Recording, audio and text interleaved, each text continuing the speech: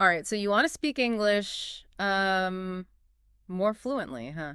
It's a pretty common goal, Yeah, and it can be tough sometimes, when you hit those walls. for sure. Yeah. Well, you've given us some really cool stuff to dig into for this deep dive. Mm. We've got this guide, How to Speak Fluently About Anything in English. Yeah, it's really practical. Uh-huh. And we've got this talk by this language expert who, digs into some really interesting learning methods. Yeah, he gets pretty deep into the weeds. He does, he does. So Let's see what they have to say. let's unpack it. Yeah. One thing that really struck me was this idea that fluency isn't just about just cramming vocabulary. Right, like just memorizing giant lists of words. Yeah, exactly. It's Yeah. more about deeply understanding the words you already know Right. and Okay. being able to be flexible with them.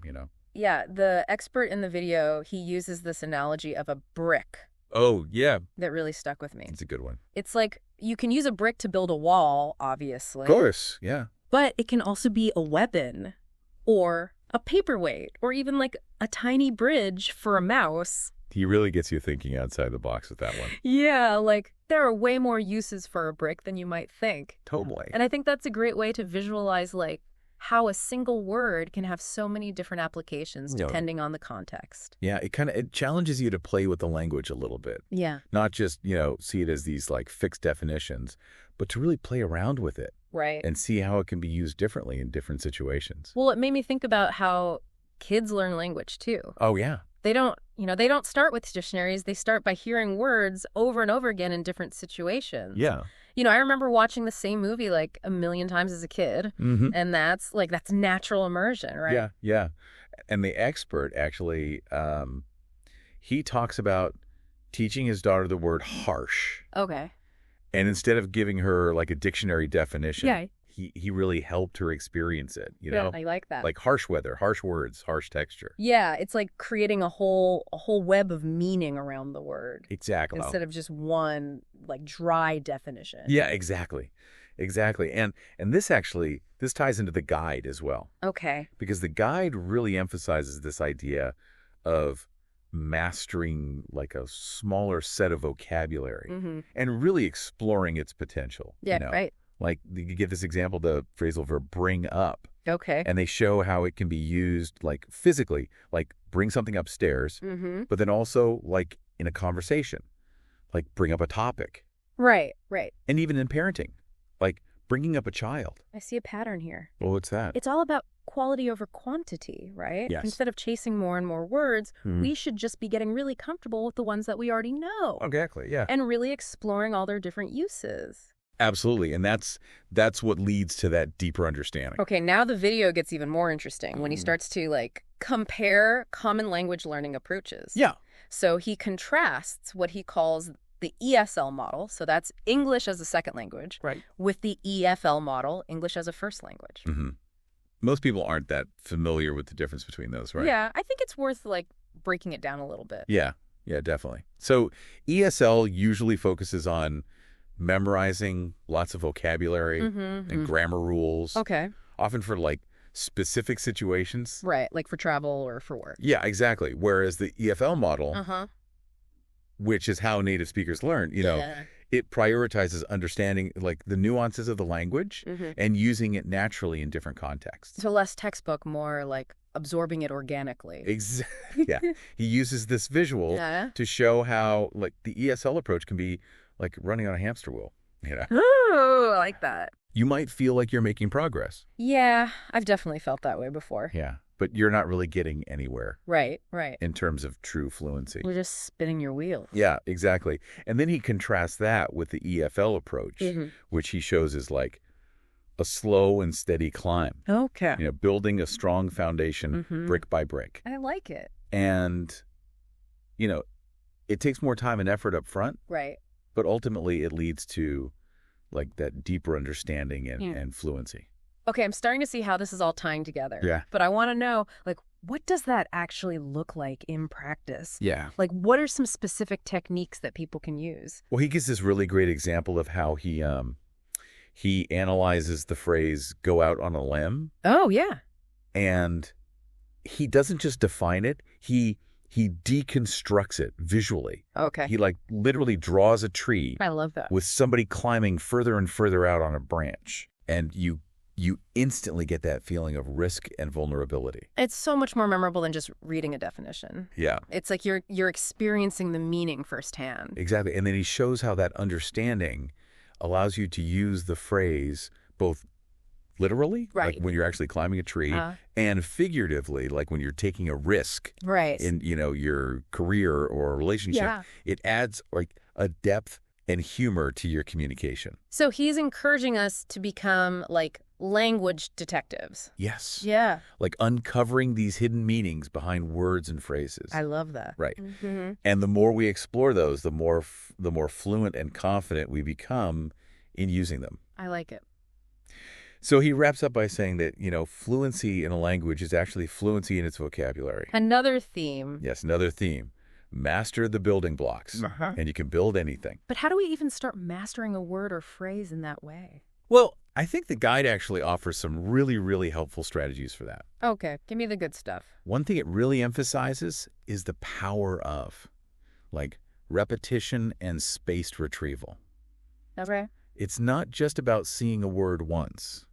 It's about encountering it, like, multiple times in different contexts. Right, so more than just flashcards. Yeah, think flashcards, but, like, less boring. Less boring flashcards. I like that. Right. But how do we make that happen, like, in real life? Yeah, well, so the guide suggests creating, like, a personal word bank Okay. of terms you want to master. Yeah. You can, write them down, use a digital flashcard app, or even just, like, keep a running list on your notes app. Right. The key is to actively review these words regularly. Okay. Use them in sentences. Okay. And look for opportunities to use them in conversations. So weaving it into your everyday life. Exactly. Not just keeping it trapped in a notebook. Right. And the guide even suggests getting creative with it. Like draw pictures to represent the words. Ooh, I like that. Create silly stories using them. Even compose a song. Turn vocabulary practice into a game. Exactly right. That actually sounds kind of fun. It is. It's much more effective than just, staring at a list of words and hoping they stick. It's making me rethink my whole approach, honestly, to language learning because I'm someone who loves visuals. And so that go out on a limb example that he gave really clicked for me. Mm-hmm. And I can see how that kind of visual learning could apply to so many other words and phrases. Absolutely. And in fact, the guide actually dedicates a whole section to visual learning techniques. Oh, cool. They recommend using mind maps, diagrams, creating your own illustrations to represent different concepts. I love that. It's a powerful way to make abstract ideas more concrete and memorable. But do you think that works for everybody? That's a great question. Or is it just for certain types of learners? Well, while some people are naturally more visual learners, research suggests that visual aids can actually benefit almost everyone. Interesting. Because our brains are wired to process images more quickly and easily than text. Right. So using visuals can actually make learning more efficient. Okay. And enjoyable for everyone. It's like giving your brain a shortcut to understanding. Yeah, instead of having to decode a bunch of words, Yeah. you instantly get the meaning through an image. Yeah. Right. It makes me think about the differences between learning a language as an adult versus how we learn as kids. Because it seems like kids are natural visual learners. Yeah. They're constantly observing and mimicking, right? Right. Yeah, and they're not afraid to experiment and play. Yeah. Maybe that's the key. Yeah. Approaching language learning with more of that childlike sense of wonder and playfulness. So instead of getting bogged down in, grammar rules or feeling pressured to learn a million new words, we should be focusing on just having fun and exploring, the possibilities. Yeah, we're kids again discovering the world for the first time. I love that. And that sense of playfulness actually probably makes learning more effective. Yeah. Because when we're enjoying ourselves, our brains are just more receptive to new information. Yeah, exactly. So instead of seeing it as a chore, find ways to make it a fun and engaging experience. Absolutely. This is such a shift in perspective from how I usually approach language learning. It's less about, achieving some arbitrary level of fluency. Right. And more about just embracing the journey. Exactly. And that shift can be incredibly liberating. Yeah, it takes the pressure off. It does. Okay, I'm feeling really inspired, but let's get even more practical. Okay. Let's say you come across a new word that you want to master. What are some specific steps you can take to really own that word like the expert was talking about? I love that question. Yeah. It's all about going beyond the surface level. Okay. First of all, don't just settle for the first definition you find. Right. Look up multiple definitions and see how the word is used in different contexts. Okay. Pay attention to the subtle shades of meaning. Become a word detective. Exactly. Yeah. Unearthing all those clues and nuances that give a word its full meaning. And don't be afraid to get a little playful with it too. Okay. Try using the word in different sentences, writing a short paragraph. Right. Even coming up with a funny mnemonic device to help you remember it. Yeah, mnemonics are great. They are. I still remember some of the silly ones I learned in school. It's sneaking information into your brain through the back door. Right. It's that also reminds me of another technique that the guide mentioned. Oh, yeah? Using synonyms and antonyms to deepen your understanding of a word. Yeah, it's you create this web of related words. Yeah, they all connect back to the original word. Exactly. And it helps you build a richer vocabulary and see how words relate to each other. It can also help you avoid repetition in your speaking and writing. Yes, exactly. Exactly. I've noticed that native speakers just seem to have this knack for using a variety of synonyms effortlessly. Yeah, it's they have this whole toolbox of words at their disposal. And that's what we're aiming for. Exactly. Yeah. By exploring synonyms and antonyms, you're basically expanding your linguistic toolkit. I like it. And giving yourself more options for expression. This is making me realize that fluency isn't just about speaking quickly or effortlessly. It's about having the right words at your fingertips. Right. And knowing how to use them effectively. That's a brilliant insight. Yeah. It's about having that deep understanding of the language and being able to navigate its nuances with confidence. Okay, I'm starting to see the light at the end of the tunnel here. Okay. But what about those moments when you just can't seem to find the right word? Oh, yeah. We've all been there, that frustrating tip of the tongue feeling. I'll experience that. Yeah. It can be so frustrating. Especially when you're trying to express yourself clearly and effectively. Exactly. But are there strategies for dealing with those moments? There are. Give me the secret weapon. Okay, well, first of all, don't panic. Okay. It happens to everyone. Sometimes the best thing you can do is just acknowledge that you can't think of the word. Right. And move on. Okay. You can say something like, I can't think of the word right now, but what I mean is... Right. And then try to explain your idea using different words. That takes the pressure off. It does. But what about those times when you really need that specific word? Yeah. If you're giving a presentation or writing an important email. In those cases, it's helpful to have some backup strategies. Yeah. One technique I use is to think of related words or concepts. Okay. Sometimes just activating that part of your brain can jog your memory. Right, priming the pump. Yeah, and bring the right word to the surface. You can also try describing the word that you're looking for. Yes, exactly. Right. So, for example, say you're trying to remember the word serendipity. Okay. You could say, that feeling when you accidentally find something amazing. Right. You're it's on the tip of my tongue. It's... Yeah, you're destined to discover it, Right. And often, just by describing the concept, the word will just pop into your head. It's like giving your brain a little puzzle. It is. And the satisfaction of finally remembering the word. Yeah. Oh, so rewarding. It is. And the more you practice these strategies, the better you'll become at navigating those tricky moments when your brain just goes blank. This whole conversation is giving me a newfound appreciation for the complexity of language. It's not just about memorizing words and grammar rules. It's about understanding the subtle nuances, the connections between words, the cultural context. It's this intricate tapestry. I love that. Yeah. We're constantly weaving and unraveling. Beautiful. And it seems like the key to unlocking the power of language is to approach it with curiosity, playfulness, a willingness to embrace the unexpected. Absolutely. I'm curious, do you have any personal experiences Oh, yeah. with language learning that you can share? For sure. Have you ever struggled with fluency? Oh, absolutely. Really? Yeah. I used to be terrified of speaking in front of others. Oh, wow. I would get so nervous Yeah. that I would, like, stumble over my words and completely blanked out. I can relate to that. Yeah. Public speaking can be so daunting, even in your native language. For sure. So how did you overcome that fear? Well, it definitely didn't happen overnight. Right. It took a lot of practice, patience, Yeah. and most importantly, I think, a shift in mindset. Okay. I realized that I was putting so much pressure on myself to be perfect. Right. And I had to, like, learn to embrace my mistakes and see them as opportunities for growth.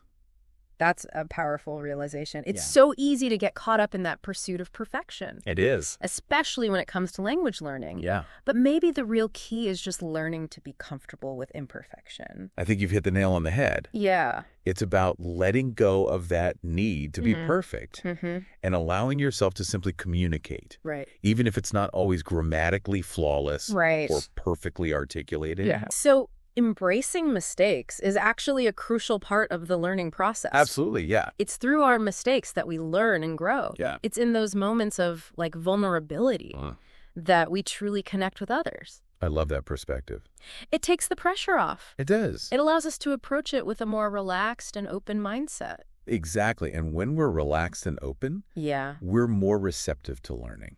We're more willing to experiment, take risks, Yeah. push ourselves outside of our comfort zones. This conversation has really challenged like my assumptions about fluency. Yeah. It's not about achieving some arbitrary level of like perfection. Right. It's about developing this like deep connection with the language and using it as a tool for like expression, connection, and personal growth. That's a beautiful way to summarize it. Yeah. Fluency is a journey, not a destination. I like that. It's a journey that we can all embark on, Right. regardless of our background, our age, or like our perceived limitations. Listening to you talk about your language learning journey has been really inspiring. Oh, It makes me realize that even like experts struggle sometimes, Of course. and that's okay. Yeah, it's part of the process. Yeah. We're all constantly learning and evolving. Right. And language is no exception. The key is to approach it with curiosity, passion, Yeah. and a willingness to embrace the messiness I like that. of the journey. This has been such a rich and insightful conversation. It has. I feel like I've gained like not just practical tips, but a whole new philosophy of language learning. Me too. And I think, the most important takeaway is that fluency really is within reach for everyone. Yeah. It's not about being perfect. It's about finding your voice. I love that. Yeah. Finding your voice. And using it to connect with the world around you.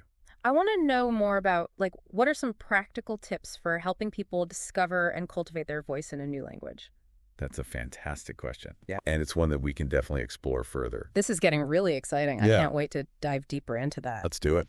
So we've been talking about mastering vocabulary and embracing mistakes and all that.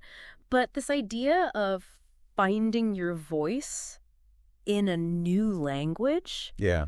that feels almost like a whole other level. It really is. It's something that often gets overlooked in like traditional language learning, Yeah. We focus so much on grammar rules and pronunciation Right. that we kind of forget about the individual's like unique perspective and style. It's like we're so busy trying to sound right Yeah. that we lose sight of what we're actually trying to say. Exactly. But think about it. Even in your native language, you have a distinct way of expressing yourself. Right. You have your own like vocabulary preferences, your own sense of humor, your own stories to tell.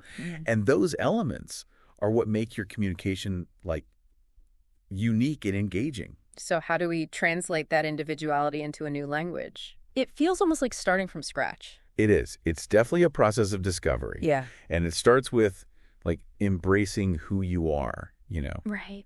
even with your like perceived imperfections. Okay. One thing that the guide suggests is like exploring different genres of writing and speaking. Okay. Maybe you love poetry, or maybe you're drawn to like storytelling, Right. or maybe you enjoy like debating current events. Yeah, okay. The key is to find what resonates with you Yeah. and start experimenting with those forms of expression, in the new language. It's like finding your niche Yeah, within the language. Exactly. And maybe that niche doesn't even exist in your native language. Maybe right. it's something you discover through the process of learning. That's a great point. Sometimes learning a new language opens up like whole new avenues for self-expression. It's like stepping into a different world with different rules and possibilities. This reminds me of when I was learning Italian. I was so focused on the grammar and like trying to translate everything directly from English that my sentences just sounded so stiff and unnatural. Right. And then I started reading Italian children's books.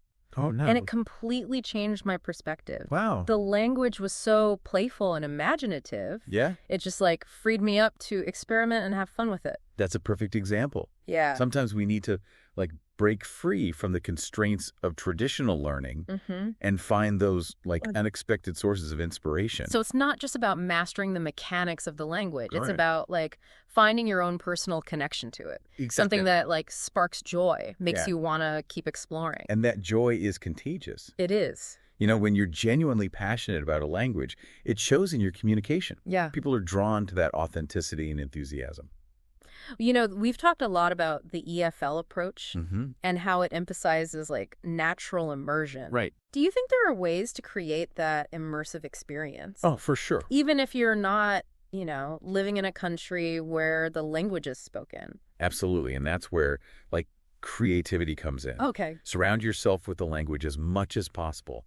Watch movies and TV shows. Right. Listen to music and podcasts. Right. Read books and articles. You know, even follow social media accounts. Yeah. In the language you're learning. Like create your own little language bubble. Exactly. And the more you immerse yourself, the more the language starts to feel like natural and familiar. It does. It does. And don't be afraid to like seek out opportunities to practice speaking with native speakers. Oh, yeah, that's so important. Yeah. There are so many online language exchange platforms and communities where you can connect with people from all over the world. Sometimes we get so caught up in studying on our own that we forget about the power of like human connection. Right, for sure. You know, there's nothing quite like having a real conversation to boost your confidence and help you internalize the language. And even if you make mistakes, those conversations are invaluable learning experiences. Every stumble, every hesitation, every awkward pause. It's all part of it. Yeah, it's an opportunity to refine your skills and develop your fluency. Exactly. This is making me realize that fluency isn't like some fixed destination. It's a constantly evolving process. Yes. And it's a process that's like deeply personal and unique to each individual. That's beautifully said. Yeah. There's no one-size-fits-all approach to fluency. Right. It's about finding what works for you, embracing your strength, and celebrating your progress along the way. This whole deep dive has been such a revelation. I feel like I've gained not just, you know, practical tips, but like a whole new philosophy of language learning. Me too, and I hope it inspires our listeners to approach their own language journeys with a renewed sense of purpose and excitement. So if you're out there listening and feeling a little lost or discouraged on your language learning journey, remember this fluency is not about perfection. It's not. It's about expression. Yes. It's about finding your voice and sharing it with the world, even if it's, you know, a little shaky at first. Right. Embrace the journey. Absolutely. Celebrate your progress. Yes. And never be afraid to make mistakes. That's right. Because it's through those mistakes that we learn through. And ultimately discover the true joy of speaking another language. This has been awesome. It has. It has. I'm so glad we got to dive into this. Me too. Thanks for having me. And thank you all for listening. And we'll see you next time for another deep dive.